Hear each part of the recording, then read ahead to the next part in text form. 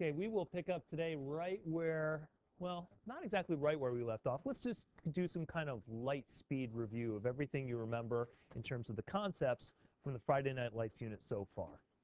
Mojo, tell me something we've learned about communication, about rhetoric so far through Friday Night Lights.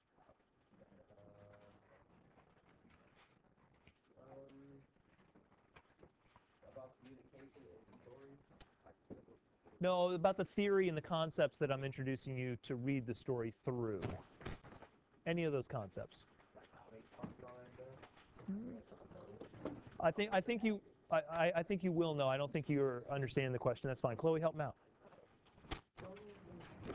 Logos. Good. See? Now you understand, right?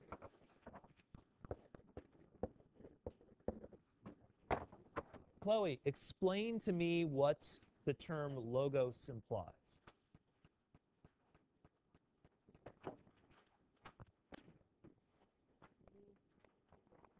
Logic.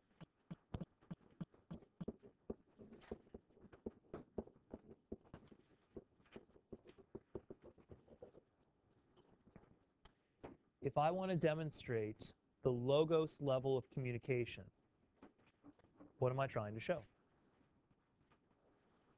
Elise. Rationality, that's correct. How do I express myself as a human speaker rationally? What's the rational unit of communication? If I'm speaking to you, Elise, right now, I am speaking in what units? You understand me because I use these units fairly well. Spend a lot of our time in English language arts trying to study these units of communication. What am I using right now to express myself to you?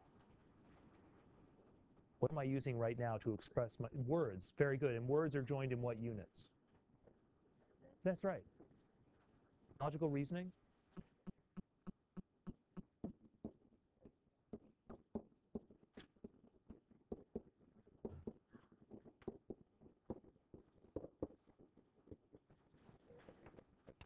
Can somebody give me an example from Friday Night Lights so far? Something that Bissinger is asserting to be true in a complete sentence form. Taha. Like, you were saying that Odessa is a very conservative place. Excellent.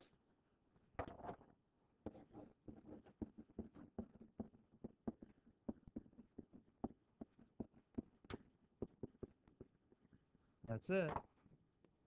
The logos level of communication is just a basic fact. The point to be made, expressed as a complete sentence. Very soon now, we'll start writing. And when we start writing, we will talk about how best to express our analysis of Friday Night Lights. If you want to be on the logos level, if you are mounting a logos analysis, tell me what the complete sentence that is asserted to be true is. Taha's giving you an excellent example. Odessa is conservative. Alex, give me another one of the levels that we're talking about besides logos.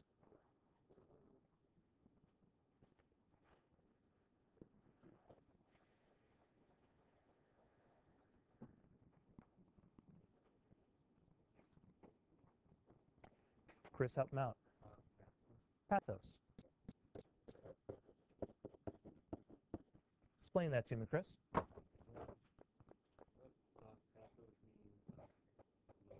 Yeah.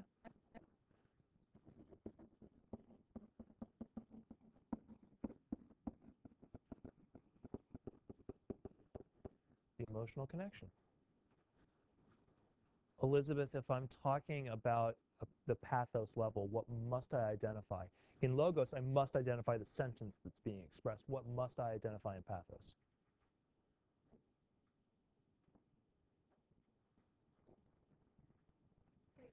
If I want to express the pathos level of communication, what do I have to identify for the reader? The feeling, the specific emotion. It seems so obvious. You'd be amazed at how many times students write pathos analysis for me and never identify the emotion. You cannot simply say, here's pathos, he develops pathos here, he develops pathos here. Pathos is a level of analysis. It's not an emotion. So you must tell me the emotion. Somebody give me an example of an emotion developed through the prologue or through Odessa. We had examples last time. Mojo. Movie expresses anger Uh-huh. when he doesn't get he feels what he thinks he should. And how does that make the reader feel? Well, for some, it makes it feel like sad for him. Mm-hmm. Good. I believe,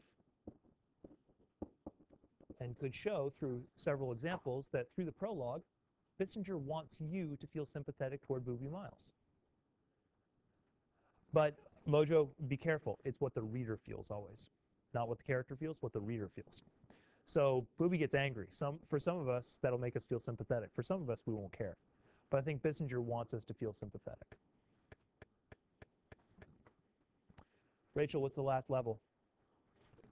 Correct. If in logos, I'm talking about the logical reasoning. Pathos, I'm conveying emotion. What am I conveying with ethos? That's true. That's a connection. So we're talking about the ethics. The ethics of whom?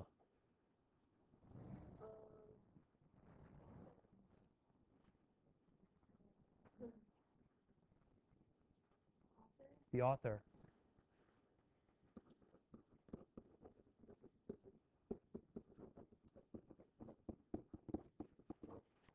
Who is this author?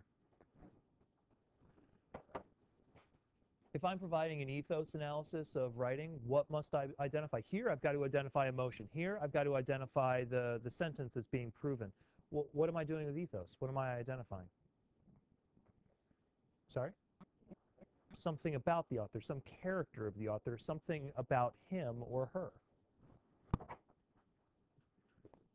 Tell me about the author.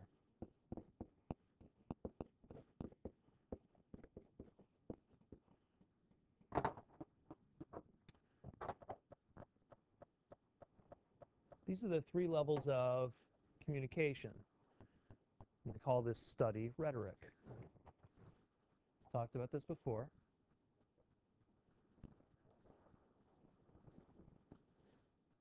Jessica, can you remind me of our model of communication? I made pictures of it. What's our model of communication? It's got three parts. From the very first day we started talking about this, model of communication's got three parts to it. Do you remember what those three parts are? No? Dominic, help her out.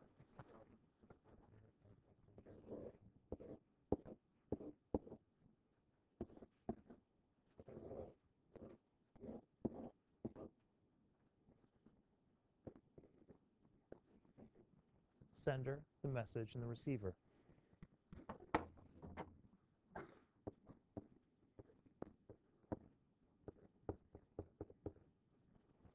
When I'm talking about ethos, what am I talking about? Sender, message, or receiver?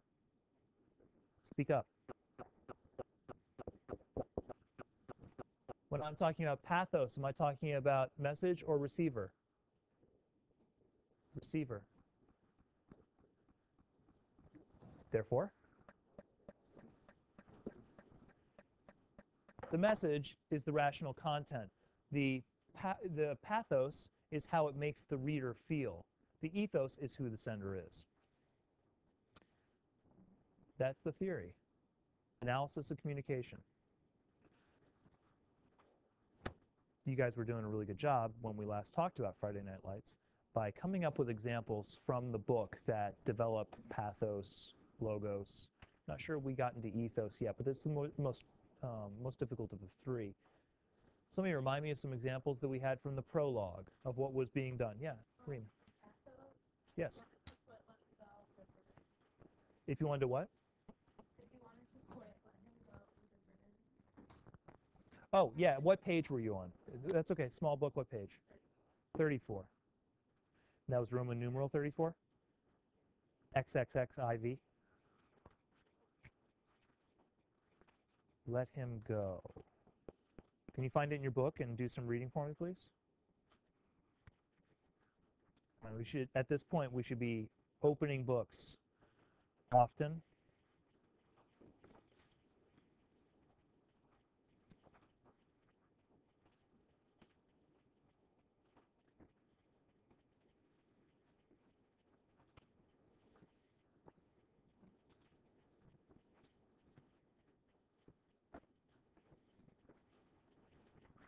Tell you what, Reem, while you try to look for that, somebody else give me another example we were dealing with, or one that you'd found through your little group activity. Yes, Elise. The Bon Jovi lyrics. Right, the Bon Jovi lyrics. That's correct. We were talking about on which page?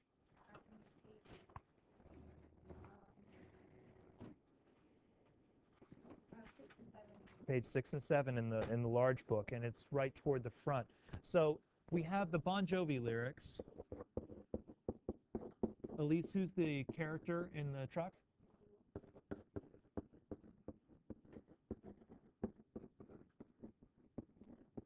It's 1L, right? 1L? Yeah, 1L. Jared McDougall. Okay, so he's listening to Bon Jovi lyrics in his truck. Elise, this is you're dealing on the level of pathos. What is the emotion that I, the reader, am supposed to feel? Okay, very good.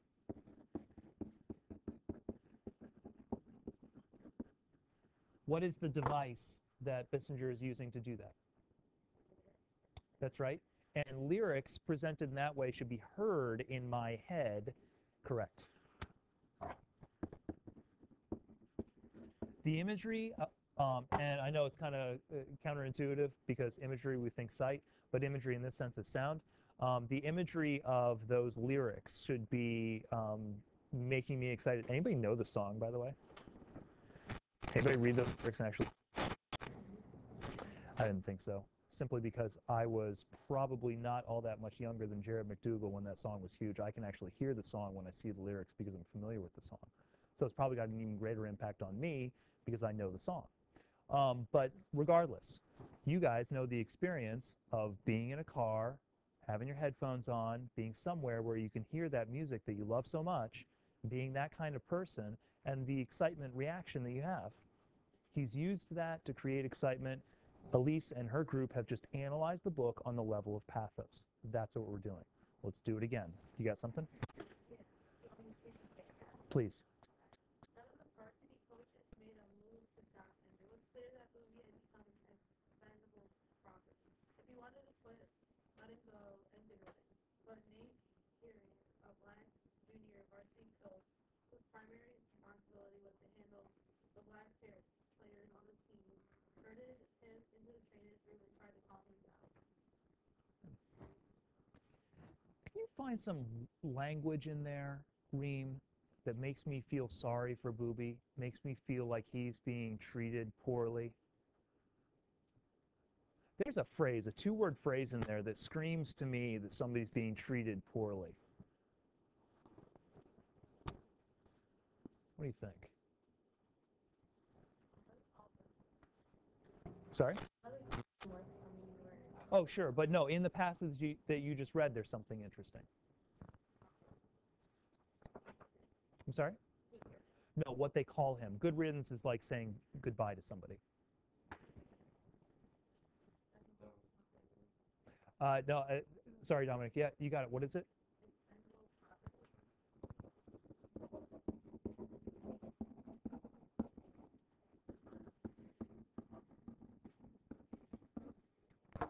Expendable property. So, Reem, I call somebody expendable property. That's a fancy way of saying they are what? Worthless. They're trash. A worthless object, not a human being, an object in the same way that this table, the same way that this table is an object. And they can be thrown out just as easily. How does that make you feel about Booby Miles? You feel bad for him.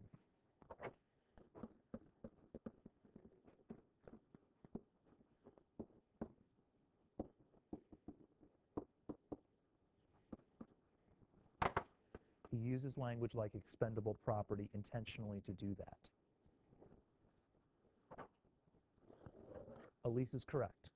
Imagery, used for a certain effect.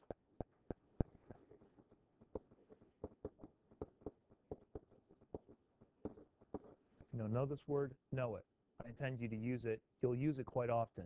If you're talking about profanity throughout this book, you're talking about diction. If you're talking about racist insults, you're talking about diction.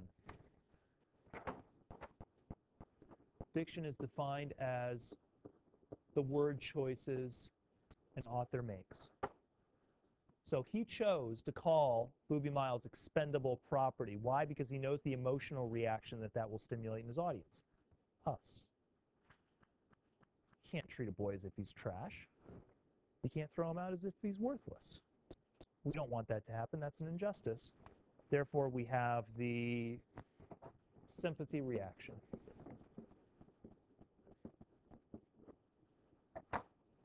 One more example. Come on, you and your groups are doing a good job of coming up with examples. Give me another one. Evan, what you got? Yeah, an example of pathos, okay. Where in the book? Page 6. Page 6.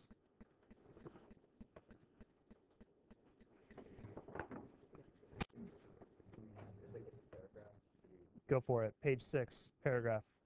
It's early on in the prologue, a couple pages into. It's around the Bon Jovi thing. McDougal puts the tiny eyes of his face and leans his head against the bench of the seat. Wait to see if the feeling would be there, as it had been weeks ago. And the domain to be held out of the bullpup, and popping in the below, having the crooked nerve to step on the same feeling. And voice. Keep going. Yeah. So, it was, yes, it was. A serious chill shooting down his back, straight through his spine, a blatant splitting his face. A tingling feeling that both reassured and excited him. And at that moment, at that very moment, he knew there was no way that the man could lose from reliving me. Tonight, no freaking way, as long as he was alive. Excellent. By the way, I didn't ask you to finish that paragraph simply because I wanted to see you squirm with the F word. I wanted you to finish that paragraph because we have some pretty interesting language choice in there besides the F word. What's the emotion?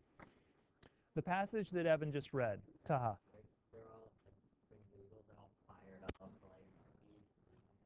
We got more excitement going on, right? We're around the same portion of the prologue as Elise has discussed, but we've got a little bit more than imagery. What else is going on? Even if you don't have the words to describe it. What? I'm sorry? True. Those are the emotions. Frustration, excitement, anger. You're absolutely right, Evan. Those are all the emotions. So we get excitement, frustration, anger. The question is how?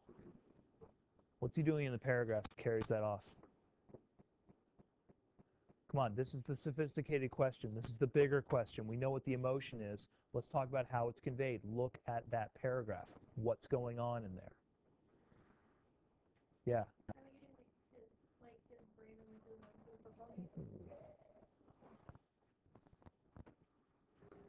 Say that again, Lindsay.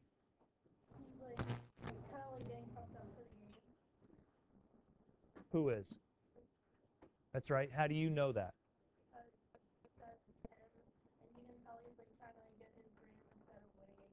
Where are you, the reader, right now in that paragraph?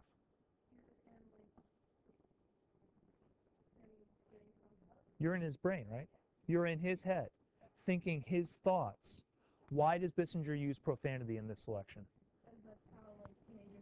That's how he thinks specifically. McDougal is probably the foulest of all of them. So when he's talking about McDougal, it'll be most likely for him to be using profanity.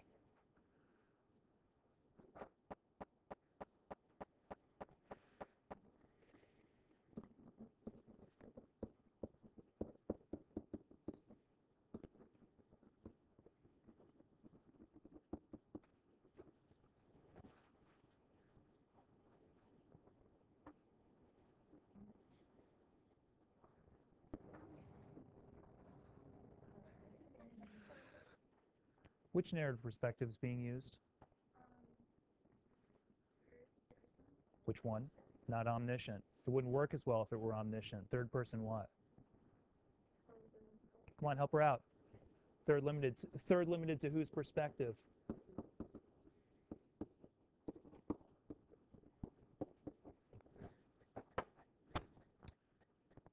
Here's how it works. Bissinger is using a third limited perspective focused on Jared McDougal to help you feel the excitement that he feels. Bissinger's putting you in his head, thinking through the language that he thinks through. Using imagery, again, to help you feel physically what he's feeling. He's trying to put you inside Jared McDougall's head when he's sitting in that truck. All of those techniques as a writer help amplify the excitement, the frustration, the anger you feel as he feels.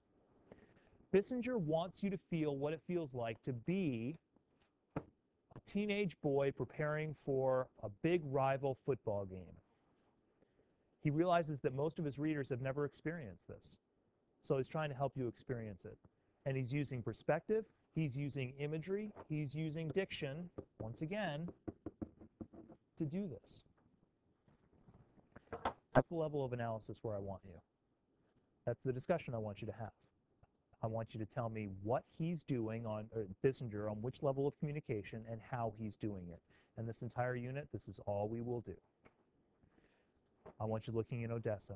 I want you taking a few minutes to pull out examples in the exact same way that we dealt with these examples. I want you doing it individually. Take a look through Odessa. Find anything and everything that you can find, and we'll discuss them in the same way. Take about 3 to 4 minutes to do that.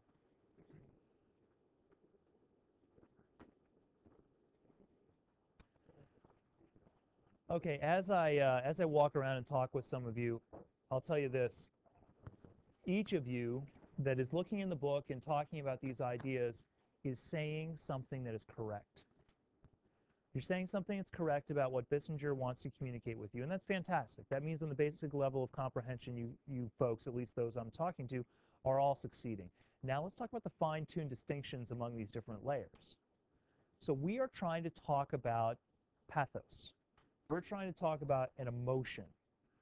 Cale, why don't you give me the example that you're looking at? What page are you on? Page 27 out of the large book. So let's see, that would be a few pages into Odessa. We're talking about the first murder in Odessa. Why don't you read the Odessa occurred late in the 19th century when a cowboy rode into a water-filling factory and demanded something to eat from the cook. The cook described as a tournament. The cowboy promptly shot him. He was taken to San Angelo and put on trial, but the judge freed him on the grounds that there were no laws on the books making it illegal to kill a Chinaman. Good. That path make you feel, Cale?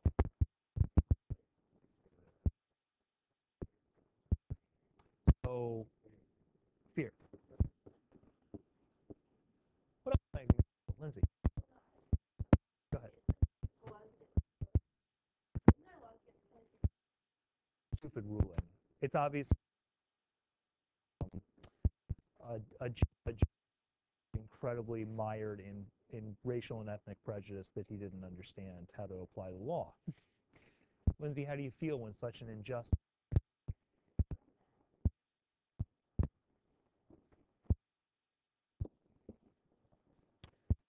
Through this example, one empirical example, empirical means real world example, one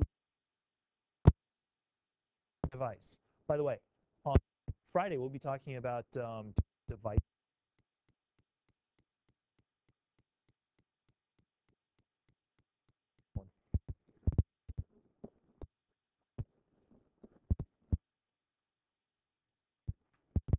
Give me a definition. Hear the term. Evan, can you define it for me? Do you know what an anecdote is? I'm sorry? Not a side message, but a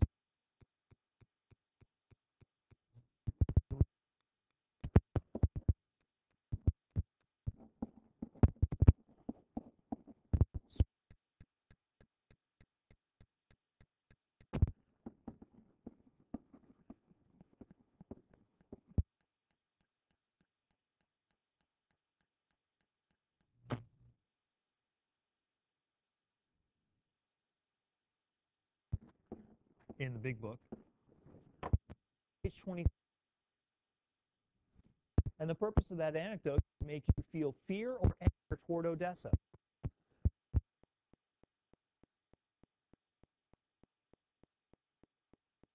No, me neither. No way. I want to live in Odessa. Why? Because it's economically depressed. politically backwards, and it seems I wouldn't want to live here.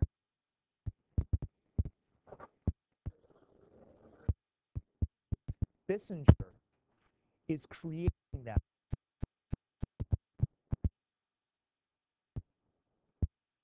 A place.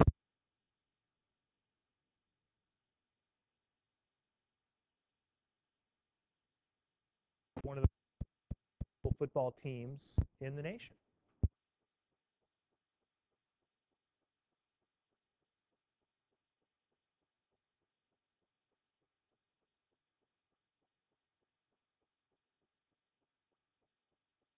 This is not fictional. But I have never been to Odessa, neither have you.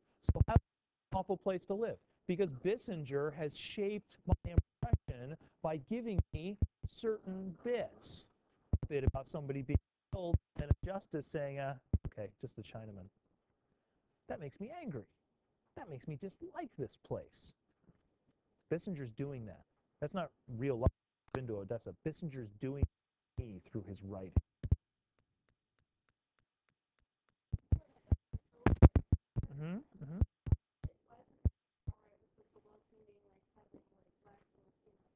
I don't know. Can you answer that question yourself? Can somebody answer that question for Lindsay? Why would a ridiculously racist town be okay with diversity on a football team? Janelle. Expand on that.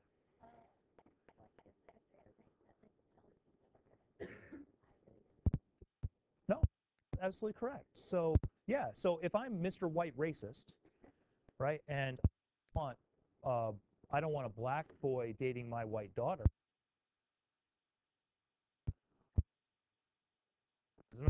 that'll never happen because I'm racist. But I'm watching my favorite football team.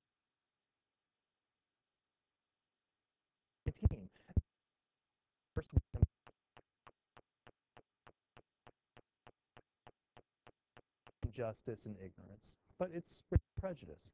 So that's why. And actually, when we read certain portions of the book, you'll find out how some of these racist elements actually tried to make sure that by virtue of stereotype, they felt that would make a better football team. You got the answer to Lindsay's question. Anecdote here helps stimulate fear. Rachel, cases in which we stimulate the feeling of isolation connected to Odessa.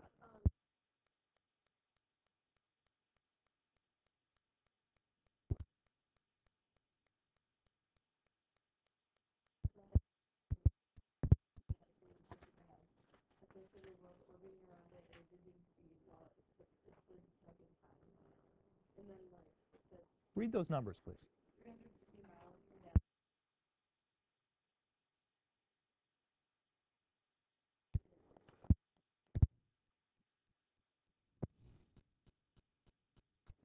What team do you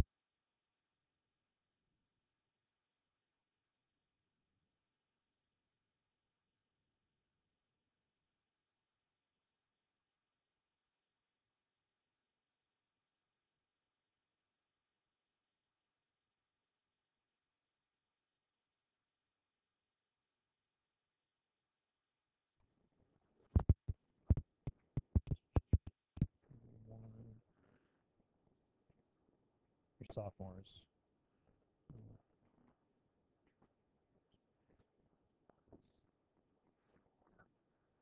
What do you have? 27 months until you graduate? How'd that make you feel, Rachel? Huh? Honest, how'd that make you feel? 27 months until you graduate. Kind of upset? Use a number to make you feel upset? Absolutely. This emotional response, and creating an emotional response of isolation. Negativity, negativity.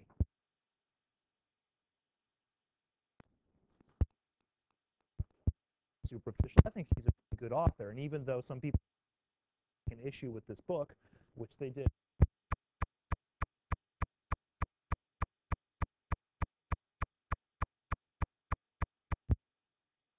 pathos that are positive.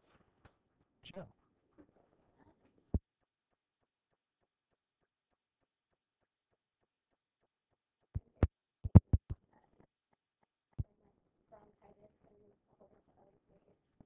What page are you on? 26 in the big book. And would you mind reading for me, please? Odessa was also promoted as a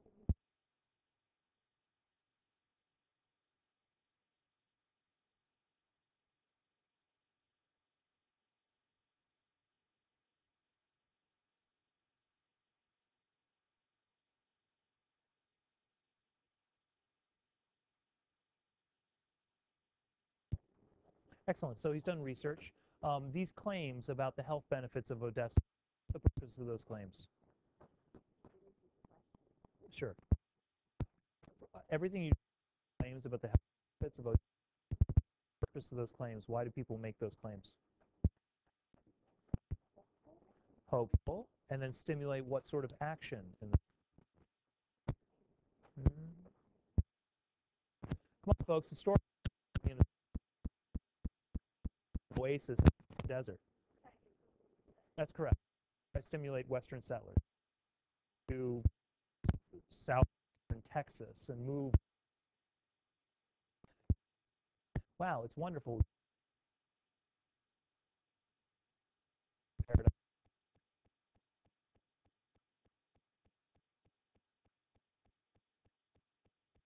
That it's read, he's saying the claims made, but he knows that in research these claims are false, and the typical claim somebody would make of false advertising.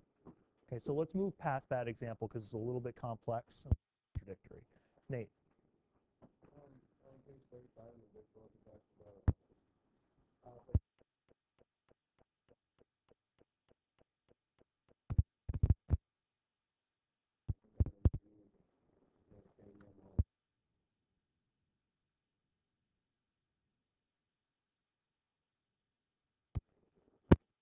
Where is that?